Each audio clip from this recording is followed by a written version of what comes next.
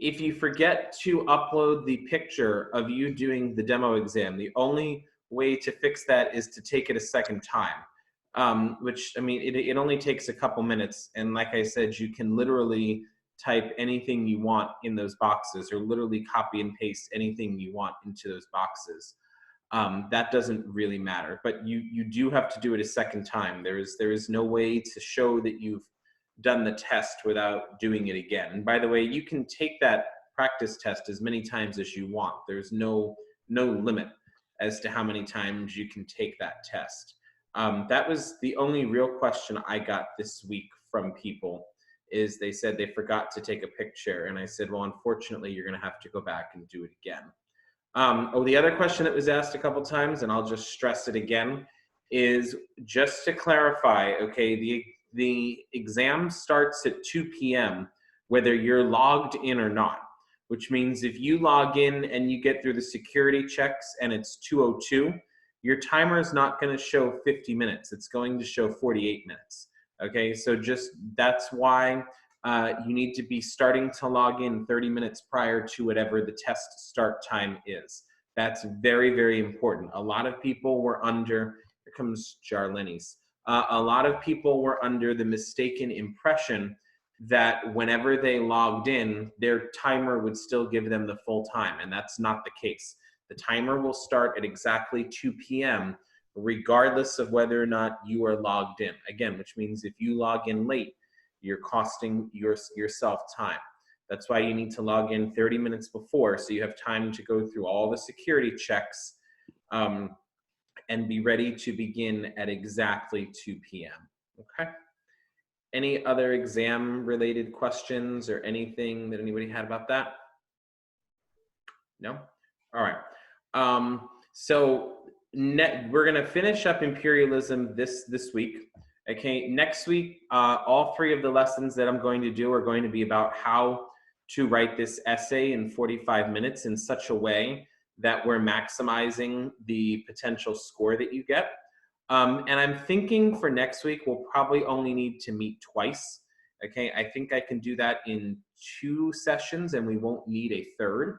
And so I'll announce what days it's gonna be at the end of this week. But I'm thinking next week, because we're doing review and we're talking about how to write an essay, I'm thinking we won't need a third session for next week. Okay. And then remember that the week of your exam, there is a different schedule. We're not meeting on Monday. We're meeting on Tuesday to kind of review. I'll meet with you on the day of the exam in the morning. Okay, just to do some last minute things, give you a last minute pep talk, whatever. And then we'll reconvene that night after the test, just so you can debrief, you can complain, you can whine, you can bitch, you can do whatever you want to me. I want to hear all about the test. Oh my God. That's language that I will not allow.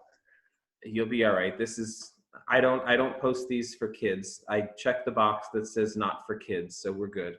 But you can do any of those things that you want that night after the test. I'm very, I want to hear what you thought. I want to hear all of your stories. I want to hear, if you want to vent. Last year, the big venting session was all about the box. Which you guys already did. Everybody got that box on the DBQ and they didn't know what to do. So I'm happy to hear any kind of venting that you want to do after the test is over. All right, let's go ahead and get started. Share my screen. All right, so again, today we are looking at some more about imperialism, specifically in East Asia. And we'll spend the vast majority of our time today talking about China. Okay, and so this is the topic, okay, or this is what we're supposed to be looking at today, which is our objective then is to explain how various economic factors contributed to the development of the global economy. Okay, and so we're going to look at this again specifically through the lens of China. Okay, and we're going to look once again specifically at how industrialization affects this. Okay, how do their economic practices as it relates to industrialization, how do those practices affect their imperialism. Okay, we know that most European imperialism during this era was motivated by a desire to want to access certain goods. It was mostly economic. Okay. Um, we also know that the way goods were traded, this is going to be mercantilism. The mercantile system was designed to benefit countries like Europe and the United States. It gives them a very distinct advantage, right? The mother country in the mercantilist system obviously is the beneficiary here, okay? The colony exists only for the purpose of enhancing the mother country, okay? I think we know all this. And so with these mother countries, okay, understand that they see their colonies as nothing more than a source of wealth. So the system is designed not to benefit the colonies in Asia, in the South Pacific, anywhere else. They are designed only to benefit the mother country, okay? All right, and so we're going to look today, as I said, specifically at China, and we'll be focusing on first the Taiping Rebellion, then the Opium Wars, and then finishing up with the Boxer Rebellion today. Okay, so we'll look at how these things all sort of play into China's economic imperialism. Okay, so let's jump right into China then, okay? We know from previous lessons, right, that these industrialized powers have all established these transoceanic empires. We know that Britain has done it. We know that France has done it, okay? We know that the United States is starting to get involved in that game. We know that places like Spain and Portugal had done it, but they're not so powerful anymore, okay? And so we know all of those different things. Okay, we know that as a result of these transoceanic empires, that's going to lead to something called economic imperialism. Okay, and we know that the states that are practicing economic imperialism, one of the main ways that they do so, at least through China, is by winning something called the Opium Wars. But we need to back up a little bit first before we can get into the Opium Wars, okay? Because we need to understand first what the situation was like within China. Okay, and we need to understand, I think, first that China, at least initially, had become this sort of victim of its own success. Now, what does that mean? It means that they had a really strong economy, okay, and they had been able to import some of the food crops that they needed. Now, that all sounds great, right? Well, unfortunately, what that led to is a massive increase in their population, okay? Now, why is that a problem? Well, the problem here is that China never industrialized. So China is still using very antiquated, very colonial, very outdated agricultural methods. That means that their food supply, okay, could not keep up with the population growth. And so this is obviously going to lead to a famine, of course. You have a population that is growing much faster than the agricultural system is, and they can't keep up, okay? Now, one of the things that I've told you, okay, one of the things that I've told you about this is that this is going to lead to massive corruption within the government, okay? And so these people are hungry, they can't eat. The government's going to make sure that they're eating, and so we get to that, you know, never-ending problem of, well, what about the common people? What about the local people? Okay, and that's going to lead not only to massive corruption, but also to a loss of power and eventually to a rebellion called the Taiping Rebellion. Remember that when the people can't eat, they get a little cranky, okay, and they tend to revolt when they're unable to eat. And so that's sort of the backdrop for what's going to cause the Taiping Rebellion, okay? And so what is going to happen here is you're going to have these groups of peasants, okay, you know, kind of meandering about China in these small guerrilla groups, leading these small attacks against the government. Okay, now the Chinese leaders are going to reject that. Okay, obviously, they're going to reject all of these things, and the Taipings, okay, reject much of traditional Chinese culture. They're going to reject, for sure, Confucianism.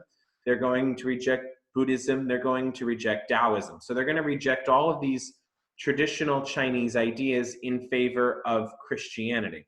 You can imagine how much that annoys the Chinese government. Remember, Christianity is a Western religion, okay? And so now you have these people openly rejecting traditional Chinese culture in favor of Christianity. So important to note that in addition to the economic piece here, there is a cultural piece in that the Taipings represented a very distinct departure from traditional Chinese culture. And so what you have then is a series of attacks depicted rather dramatically here. Okay, it probably wasn't nearly this dramatic. And so what did they want? Okay, they wanted to get rid of private property altogether. That's a very communist, a very socialist idea. They wanted land to be redistributed equally to different groups of people. They wanted men and women to have equality. We know for sure that that's not something that fits into traditional Confucianism. Okay, they wanted the practice of foot binding banned. They wanted prostitution banned, and they wanted to ban opium smoking. More on opium a little bit later. Okay. They also, this one is kind of interesting, and I don't know how this would have worked, but they wanted society organized into different groups. They wanted all the men to live together and all the women to live together. Now, like I said, what I don't understand about that, and I don't have an answer for you, but what I don't understand about that is how they expected society to procreate, okay, if that was the way that they were going to live. They wanted the Qing dynasty to be treated as foreigners, okay, because they believed that they had poisoned China. Now, interestingly enough, the Qing dynasty believed the same thing about them. So they both believe that the other group, of course, is the problem, okay? And so what happens here, okay, is that in 1853, the Taiping rebels establish a new capital, okay, in the city of what's called Nanjing. Now, this makes it seem as if the Qing dynasty is done. It's over with, kaput, that's it, okay? However, unfortunately, the Taiping group is very splintered, okay? They're very unable to stay unified. And so because they're so divided, they become just as ineffective as the government that they had hoped to replace. Okay, and so eventually they are defeated, okay, and they are defeated by this group of landowners who felt that the Taipings were getting a little bit too radical. So the Taiping rebellion, think of it as this brief moment in time that temporarily leads to the downfall of the Qing dynasty. And then ultimately, however, okay, the return of the Qing dynasty, because the Qing dynasty is ultimately saved. It's weakened, but it's saved. And so they do come back, at least temporarily. Okay, now, one of the reasons that the Qing dynasty is able to return, okay, is because, as you can see, they do get some help from the Europeans, okay, particularly the French and the British, who wanted nothing more than to be able to get into China, to access China, and to have access to China's many, many natural resources. Okay, and so in the latter stages of the Taiping rebellion, you have the British getting involved, fighting against the Taiping rebels, fighting alongside the Qing dynasty to try to return the Qing dynasty to power. Okay, now after this is all said and done, okay, the British are going to feel as if the Chinese owe them a favor, okay, and that's going to come through opium, okay. Great Britain knows that the Chinese population, as you can see from this map or from this graph here, Great Britain is well aware that the Chinese population, many of them, are very much addicted to opium, okay, and what Britain wants to do is Britain wants to be able to sell them opium at a great profit. Okay, the Chinese are more than willing to buy this opium, again, because opium is a highly addictive drug, and the Chinese tended to already be highly addicted to it. Okay, and so what we're going to see here, what we're going to see here during the Opium Wars is a huge shift in power. Okay? If China can't keep Britain out during this, okay, if China can't keep Britain out, meaning if China loses the Opium Wars, what that is essentially going to do is it's going to open up China to Europe. which remember is exactly what the Chinese didn't want. The Chinese wanted to stay closed off. They wanted to keep the Europeans out. And so the Opium Wars, okay, which is Britain fighting for unfettered access to be able to sell opium to the Chinese people, is going to represent a major turning point depending on how this works out.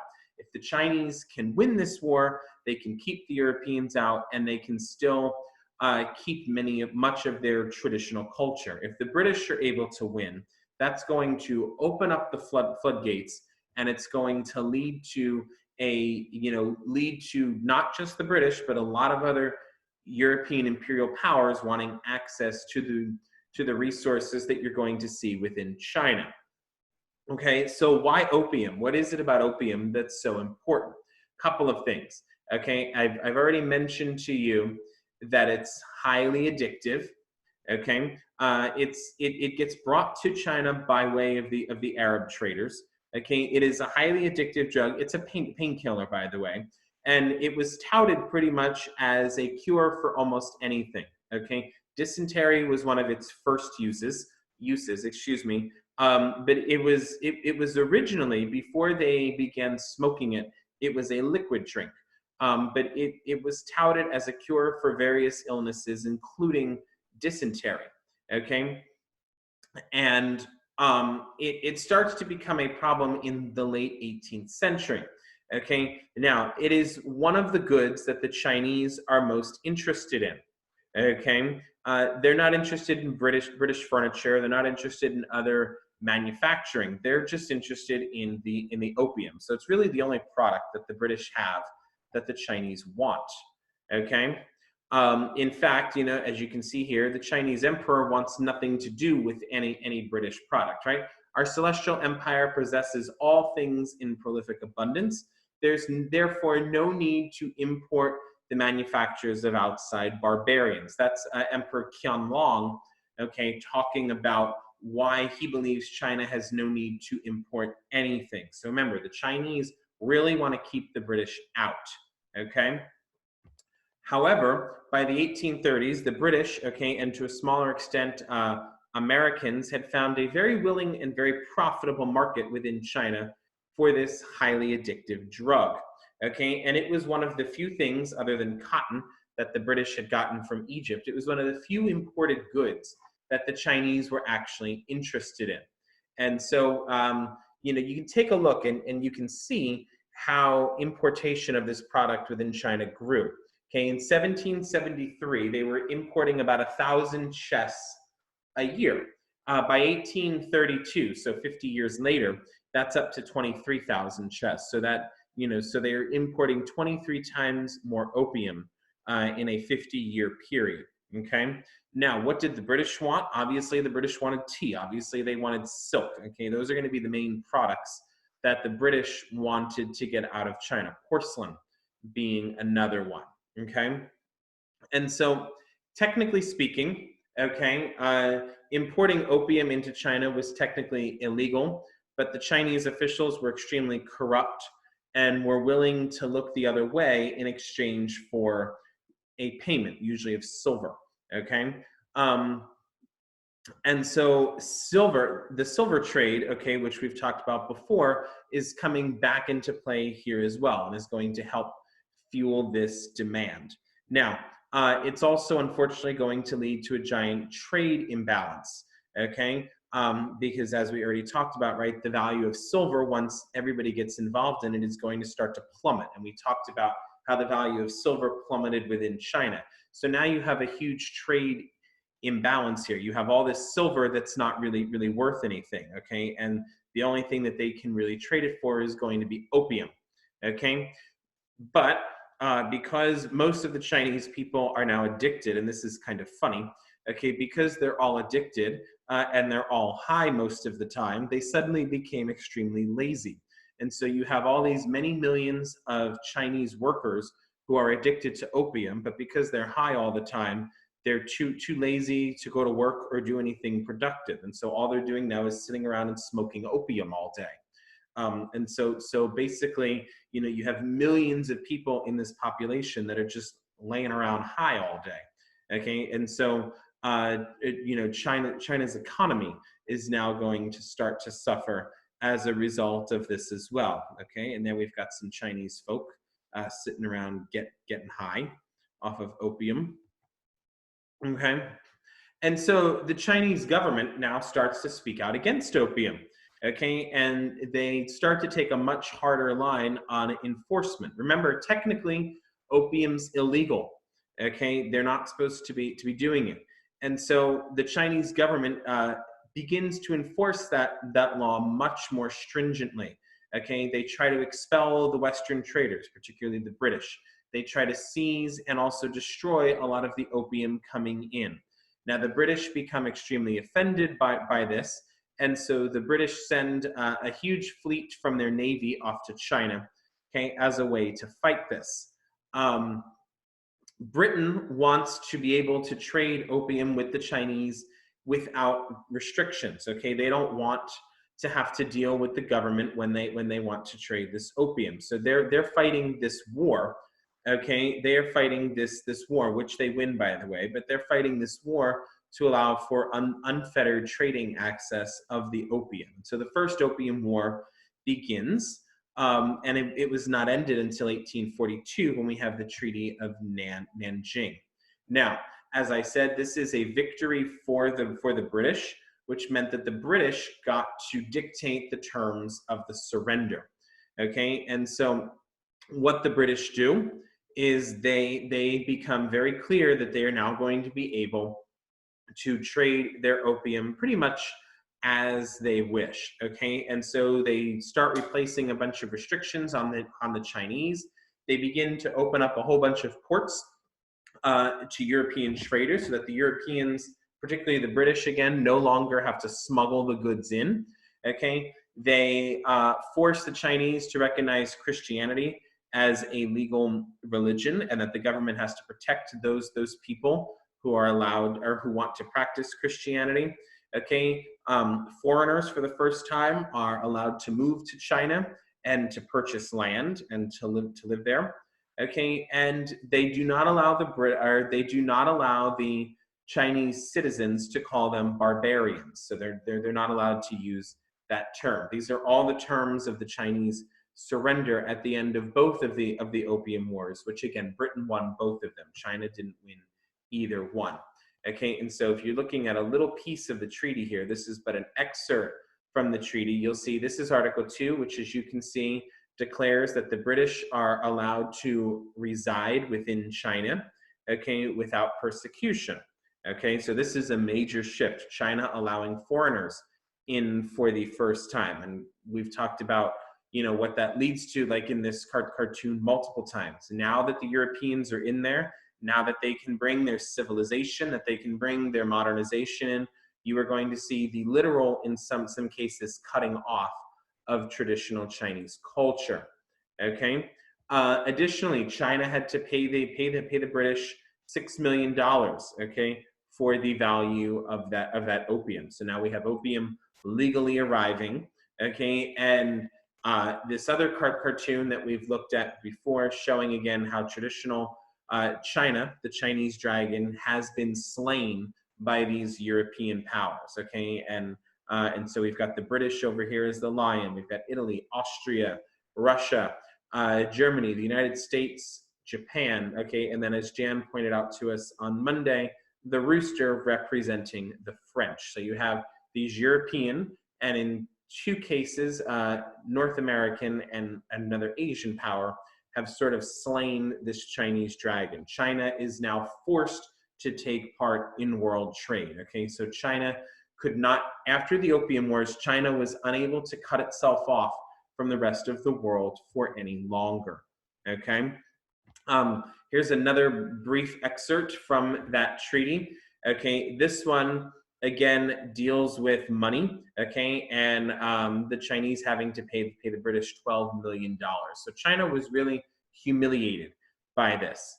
Now, it goes from bad to worse for the Chinese, because if you go ahead and look at the map now, you can see, okay, that China continues to lose territory which it had previously occupied. And so now the French show up, okay, and China loses control of Vietnam, Korea, and Taiwan. Oh, here comes Alejandro. China loses control of all of those places to the French. Okay, you can see that they lose land to the Japanese. Okay, you can see that they lose more land to the British. And so basically what is happening to China here is that China Oh my God! Look, Madao? look at it. China is basically getting carved up here by these European powers. Okay, and so all this land, as you can see from the map, which used to belong to the Chinese, they're losing control of this territory. Okay, and so China is getting carved up like a melon, essentially. Okay, every European power, right, is getting their little piece of the pie. Okay, here's another map kind of showing you the same thing, and you can see these different spheres of influence. A sphere of influence, in case you're not familiar with that term, is the idea that each of these different European powers had access to and had control of a part of China where they controlled trade. So in the green area on the map, this is where Britain had uncontrolled trade. Okay, the French are down here in the yellow area. Okay, up here you've got the Russians. The Germans even have a tiny sphere along the coast here bordering the Yellow Sea. So all of this is about these different powers, mostly European with one exception, the Japanese over here, okay, all getting access to and all having control of the trade in these different parts of China. Okay, and again, you can see that depicted here in the cartoon. Hey, China, in this case, getting carved up like a pie, and you can see China in the background here, powerless to stop it. So you've got the Japanese, you've got the French, okay, you've got the British, you've got the Germans, you've got the Russians, okay, all involved, okay? And so this is the idea that global capitalism, right, is being spread here. Okay, and so if we try to step back for a minute and think about this in sort of a big picture sense, okay, we want to think about how did these people respond to global capitalism. And so we know that with the Ottomans and with the Qing dynasty in China, they tried to fight against that, and they tried to keep these capitalist influences out, okay, with varying degrees of success. Okay, so they wanted to keep what they believed to be harmful effects of industrialization out. However, you have other parts of the world where you see people begin to embrace industrialization and want to catch up. Okay, and an example of that would be in Japan with the Meiji Restoration. Okay, later on, you're going to see China fully embrace industrialization, but that's going to come a little bit later. Okay, you're going to see Russia embrace the railroads, Egypt embrace cotton. So eventually, you're going to see these places begin to accept industrialization for the first time. Now, like I said, one of those examples is China. Okay, and so eventually, down the line, notice we're now into the 1860s and the 1870s, so we're jumping ahead a bit.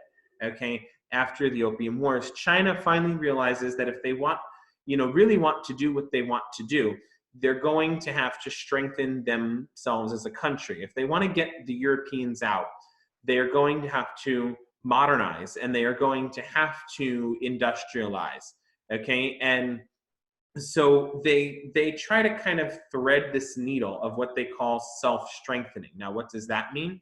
Well, it means that they try to return to traditional Chinese cultures, so things like Confucianism and all of that, but at the same time, they want China's economy to industrialize. And so they're kind of trying to have it both ways here. They want culturally China to stay very traditional, while economically they want to see China industrialize. Okay, and so some of the ways that they do that, for example, is they jump into the telegraph system and they start building telegraph lines all over the place. They begin mining for coal, okay, because they see coal as a much more profitable industry. Okay, they begin to modernize their schools. They start teaching a language other than Chinese. Okay, they begin to modernize their navy. So all of these different things here, irrigation, All of these different things are ways that the Chinese are trying to modernize their economy, okay, by industrializing, but at the same time, they're trying to keep their traditional culture. And so you have, you know, like you can see pictured here in this photograph, okay, you have the Chinese expanding their weaponry, okay, beginning to work with things like the cannon, okay. You can see these modern shipyards, okay. Notice that they've upgraded the style and the quality of their ships, okay. Those are steam engines. They're no longer propelled by the wind or by sails, okay. And so this is all about China's modernization, but again, you still have that group of people who aren't happy about this, okay. These are the people who, like I said, wanted to see a full return to traditional Chinese culture. And so they feel that all of these developments are simply eroding their own power. Okay, this is a very conservative, very old-fashioned group of people who are very resistant to this change, because all of these new industries that are coming in involve China trading with Western nations. And this group of people doesn't want that. They don't want to see that trade with these Western nations. Okay. And so they're going to fight back in something called the Boxer Rebellion. Okay. Now, the Boxer Rebellion was pretty much a failure. Okay. Because what it is it's those conservative anti-imperialist people. Okay. It's that anti-imperialist movement trying to fight back. And so they call themselves the Boxer Rebels or the Boxer Rebellions. And again, basically, the idea is that these people were fighting back against this new modernized China. They go out and they start to kill Europeans. They start killing Chinese Christians. They start burning churches. They start blowing up embassies. So they're basically operating like a terrorist group. It's this shadow group of people. They used a lot of guerrilla tactics, and they're basically operating again like this terrorist group. Okay, obviously the Chinese government cannot stand for that. Okay, and so they need to put down this Boxer Rebellion, which means that they're going to need the help of these colonial European nations that they, previously wanted nothing to do this. Okay, and so the Boxer Rebellion again represents this sort of massive failure within China. Okay, because not only was it ineffective, okay, but it also didn't keep the foreigners out. And so there are going to be groups of people who are going to try to figure a way out of this for China.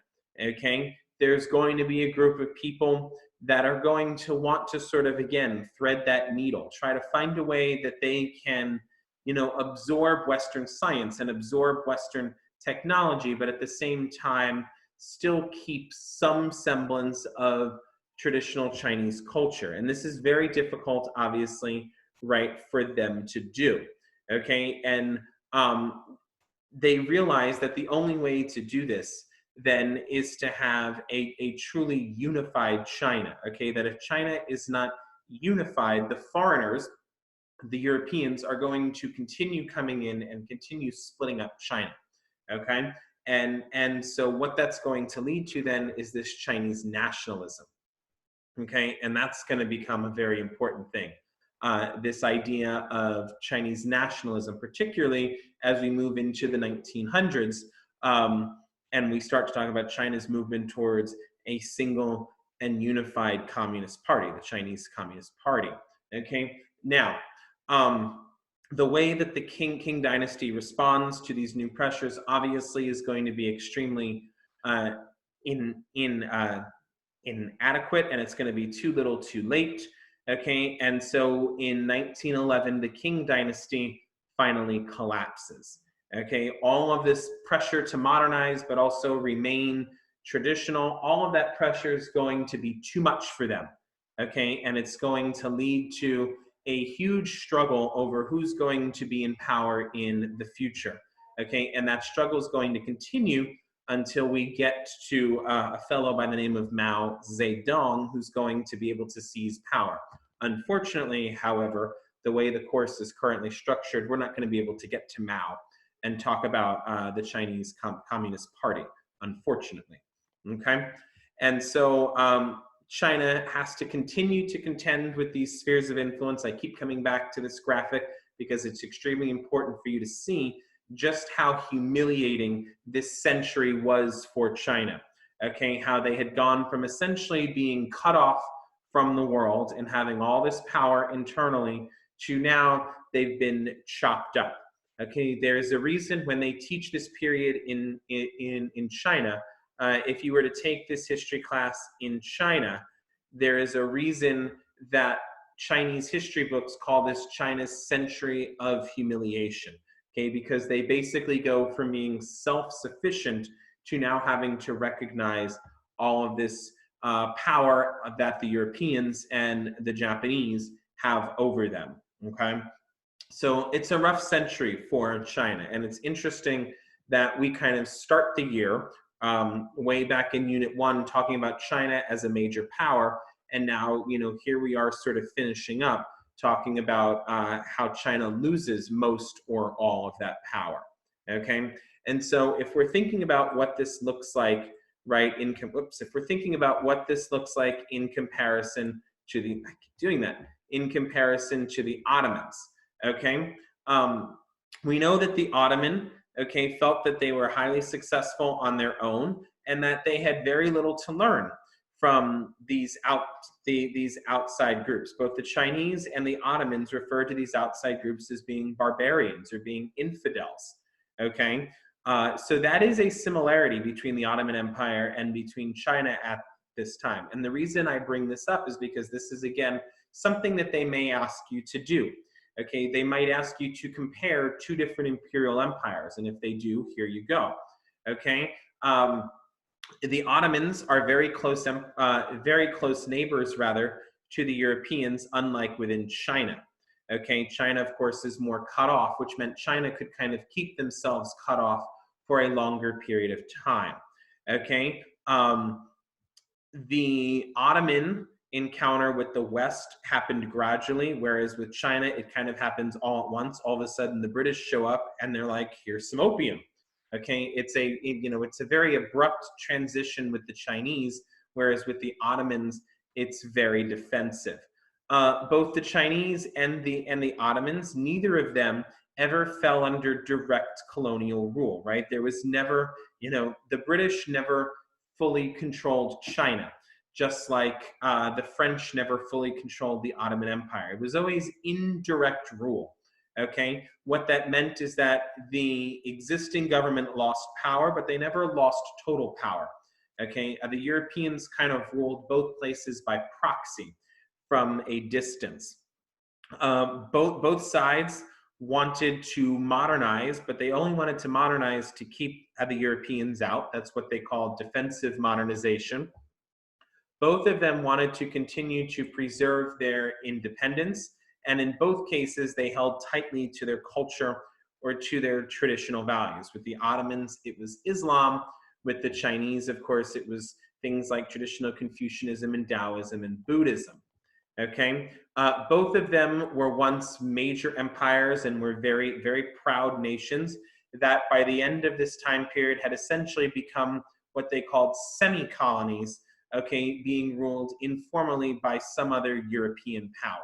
Okay, both of them, or neither of them, were ever able to create the sort of industrial economy that they needed that would have been able to fend off the Europeans. They both tried, but neither of them were successful. Okay, and so in both cases, it's going to lead to their decline. With the Chinese, it happens in 1911, and with the Ottomans, it happens in 1919. So these were both very powerful empires for time, who are going to see their power dramatically sort of decrease at the beginning part of the 1900s. Okay, so that brings us to the end. And so do you guys have any questions for me today? Anything at all? What was Alejandro here for like a minute? Okay. OxyClean gets the tough Europeans out. Well, maybe if they had used their OxyClean, they would have been able to get them out. Maybe they wouldn't be addicted to opium if they had injected themselves with Lysol. You never know. Maybe that's all it takes. Any questions for me? All right, my friends, then I will let you guys go. And I will see you guys on Friday. Have a good day. Let me know if you need anything. I'll be able to answer questions. Make sure you like, share, subscribe, because the road to 1 million does start now. Something about a bell icon. I guess click it. All right, have a great day, guys, and I will see you all later. Take care. Bye. Bye. Bye.